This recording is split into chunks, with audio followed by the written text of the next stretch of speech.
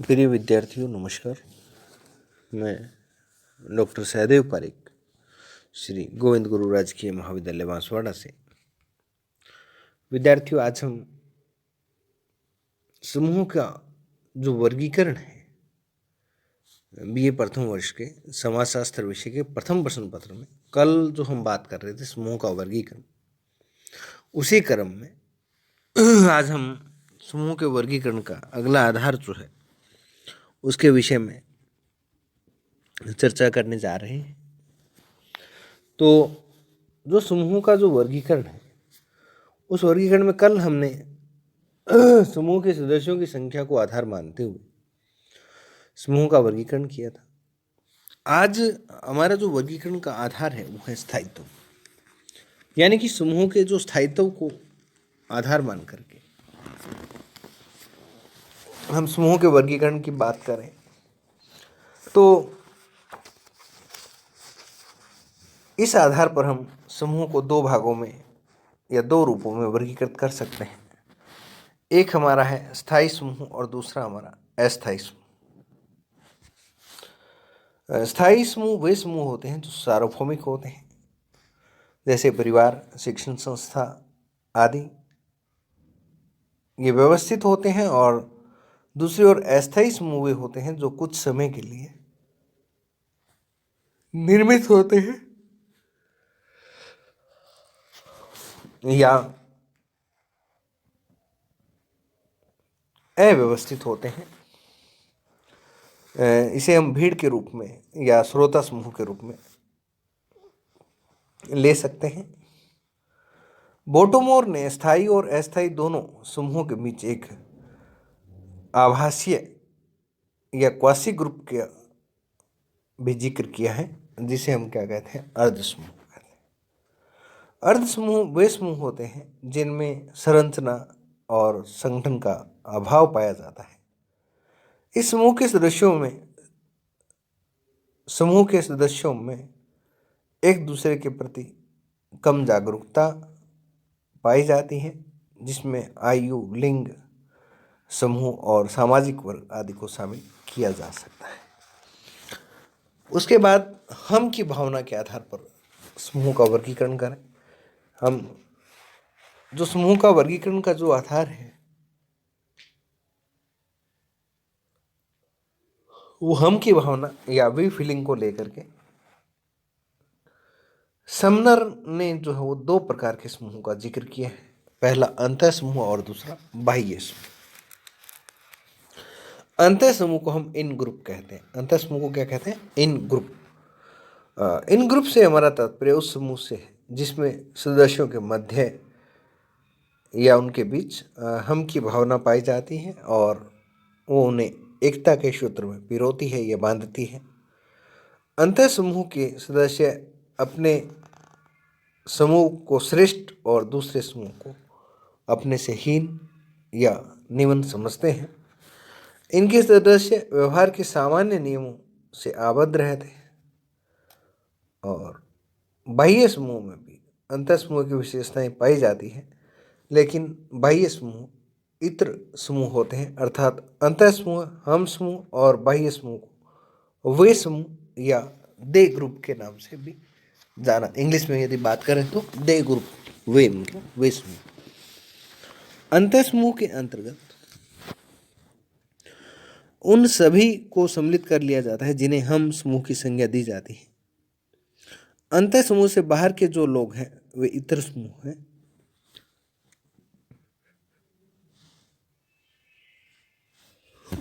अंतर समूह या अंतः समूह परिवार के बराबर या उसे छोटा भी हो सकता है और संसार जैसा विशाल भी हो सकता है। परिवार, कॉलेज, देश आदि सभी हमारे लिए हम की भावना के चलते अंतः समूह है, जिसे हम अपना नहीं समझते, जिसके प्रति हमारे मन में कटुता का भाव हो, घृणा, द्वेष, प्रतिस्पर्धा, भय और ईर्ष्या की भावना जिन समूहों के प्रति पाई जाती है उन्हें वे समूह कहा जाता है या बाह्य समूह के रूप में माना जाता है।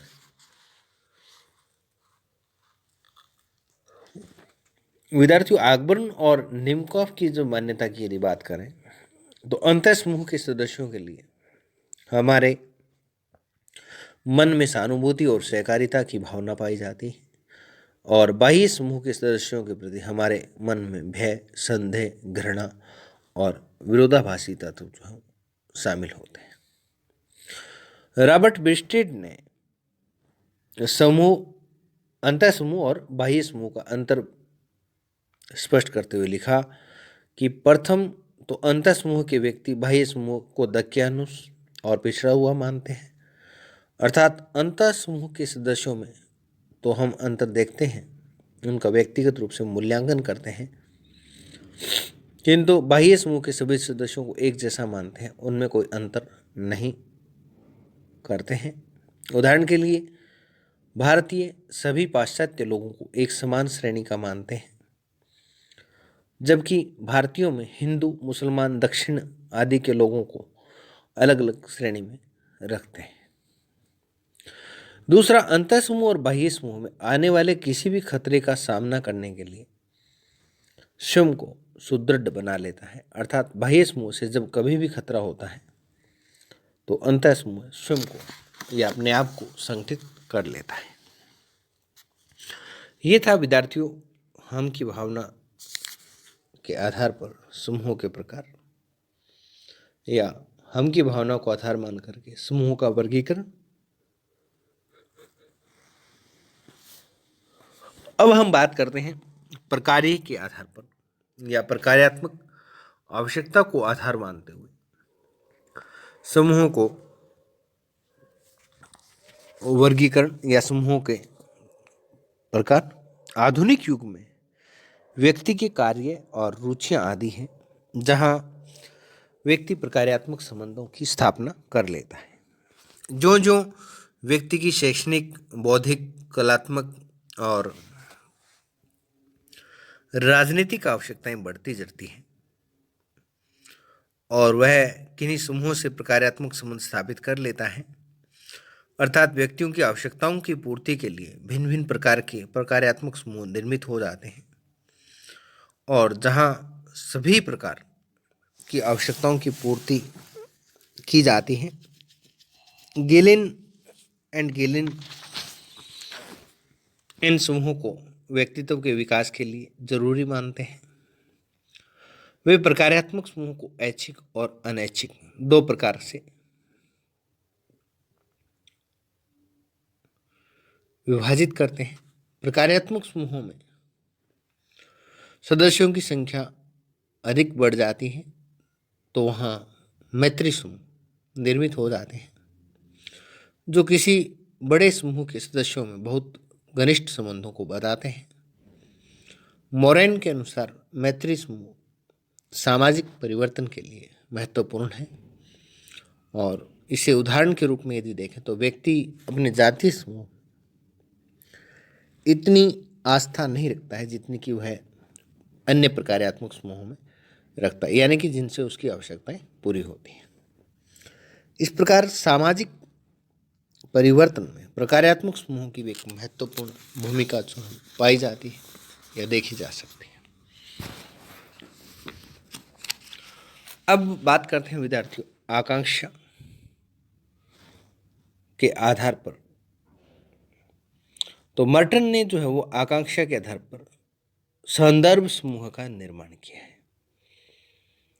यानी कि समूह का जो वर्गीकरण है उसमें मर्टन का नाम जब भी आता है तो उन्होंने आकांक्षा के आधार पर संदर्भ समूह का निर्माण किया था और उन्होंने ऐसे समूह बताया, यानी कि संदर्भ समूह जो है वो एक ऐसा समूह है जिसका कोई व्यक्ति सदस्य तो नहीं है किंतु वह उसका सदस्य बनना चाहता है।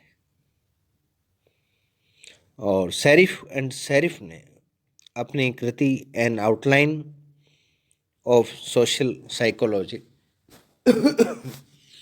में संदर्भ समूह की परिभाषा देते हुए लिखा कि संदर्भ समूह वे समूह हैं जिनमें व्यक्ति अपने को समूह से संबंधित करता है अथवा मनोवैज्ञानिक रूप से संबंधित होने की आकांक्षा प्रकट करता है या रखता है। और प्रतिदिन की बातचीत में वह संदर्भ समूह, वह समूह जिसके साथ व्यक्ति अपना समीकरण करता है या समीकरण करने की आकांक्षा रखता है, संदर्भ समूह कहलाता है। ऑटो क्लाइनबर्ग की परिभाषा में कि यह वह समूह होता है जिसके आदर्श, मूल्य, आचरण, प्रतिमान आदि को हम आदर्श मान लेते हैं, अर्थात उसको अपनाना चाहते हैं, और इसलिए उस समूह से कम मनोवैज्ञानिक तौर पर अपना संबंध बनाए रखना चाहते हैं या संबंध बनाने की आकांक्षा रखते हैं, तो वो संदर्भ समूह। इस प्रकार से संदर्भ समूह, पहले भी मैंने आपको बताया था कि वह समूह है जिसका एक व्यक्ति सदस्य तो नहीं है, और किंतु वह उसका सदस्य बनना चाहता है, और कई बार या कभी कभार संदर्भ समूह महत्वाकांक्षा के कारण भी बन जाते हैं। यहाँ पर मर्टन ने है ना एक संदर्भ समूह और सापेक्ष वंचना, दो कंसेप्ट काम में ली है, संदर्भ समूह और सापेक्ष वंचना। तो सापेक्ष वंचना जो है वो उस स्थिति से है, या सापेक्ष वंचना से हमारा अभिप्राय उस स्थिति से है जिसमें एक व्यक्ति संदर्भ समूह को अपने समूह से ऊंचा समझता है, अर्थात व्यक्ति जिस समूह में है उसे निम्न समझकर दूसरे या अन्य समूह को अपने से श्रेष्ठ मानता है, और वह उसकी सदस्यता प्राप्त करना चाहता है। और जिस समूह की वो सदस्यता प्राप्त करना चाहता है वही समूह उसके लिए संदर्भ समूह। संदर्भ समूह की सदस्यता को प्राप्त करने के लिए व्यक्ति निरंतर प्रयास करता है लेकिन जब वह संदर्भ समूह के सदस्य बन जाता है तो उनमें वह बिना किसी कठिनाई के समायोजन कर लेता है, क्योंकि उनकी स्थिति का पूर्वाभ्यास वह पहले ही कर चुका होता है। जैसे किसी निजी महाविद्यालय की व्याख्याता के लिए सरकारी या विश्वविद्यालय का प्राध्यापक होना संदर्भ समूह है, और जिसके लिए वह अनवरत प्रयत्नशील रहता है और अंत में उसे प्राप्त कर अपना समायोजन भी कर लेता है। उसमें यह विश्वविद्यालय प्राध्यापक उसका संदर्भ समूह नहीं होता है। इस तरह संदर्भ समूह व्यक्ति की महत्वाकांक्षा का कारण भी बन जाते हैं, या महत्वाकांक्षा के कारण भी बन जाते हैं, और सदैव सापेक्ष वंचना के कारण नहीं। अर्थात व्यक्ति किसी उच्च आदर्श को पूर्ण करके भी उसमें अपना संदर्भ समूह बना सकता है। ये था विद्यार्थियों संदर्भ समूह। और संदर्भ समूह को मैंने आपको आधारों की जब बात करें तो उसमें बता ही दिया कि एक तो सदस्यता के लिए इच्छुक या इच्छा, और उसका उम्मीदवार होना, सदस्यता के लिए लालायित रहना। तो संदर्भ समूह के बारे में कि संदर्भ समूह जहाँ महत्वाकांक्षा को बनाए रखते हैं वहाँ कभी कभी इनसे हानियाँ भी हो जाती हैं कि व्यक्ति को वहाँ आत्मसम्मान बनाए रखना बहुत कठिन हो जाता है। वह असुरक्षित अनुभव करता है और संदर्भ समूह में पहुँचने के बाद भी वह या वहाँ पर स्थिर रहना कठिन हो जाता है, जिससे निम्न वर्ग संघर्ष छेड़ देता है। परिणाम स्वरूप समाज की एकता को कई बार इनसे खतरा भी हो जाता है। सामाजिक संबंधों को आधार मान करके यदि हम समूहों का वर्गीकरण करें तो सामाजिक संबंधों के आधार पर भी समूहों का वर्गीकरण किया जा सकता है। समूह के सदस्यों के अनेक प्रकार के संबंध हो सकते हैं, घनिष्ठ, अस्थायी, स्वार्थ प्रेरित या इस सीमा के आधार पर समाजशास्त्रियों ने कई आधार माने हैं। प्रसिद्ध समाजशास्त्रियों में, जिनमें चार्ल्स कूले ने सामाजिक संबंधों के आधार पर एक अवधारणा विकसित की है जिसे हम कहते हैं प्राथमिक समूह। प्राथमिक समूह का जो आधार है वो सामाजिक संबंधों के आधार पर है, सामाजिक संबंधों की घनिष्ठता के आधार पर है। और यहाँ पर मेन जो आपका टॉपिक है ये प्राथमिक और द्वैतिक संबंधों के बीच में और इन दोनों के बीच की जो कड़ी है वो आभासी या अर्ध प्राथमिक समूह की जब बात करते हैं तो इन सारी चीज़ों के बारे में आगामी वीडियो में चर्चा करेंगे। तब तक के लिए धन्यवाद।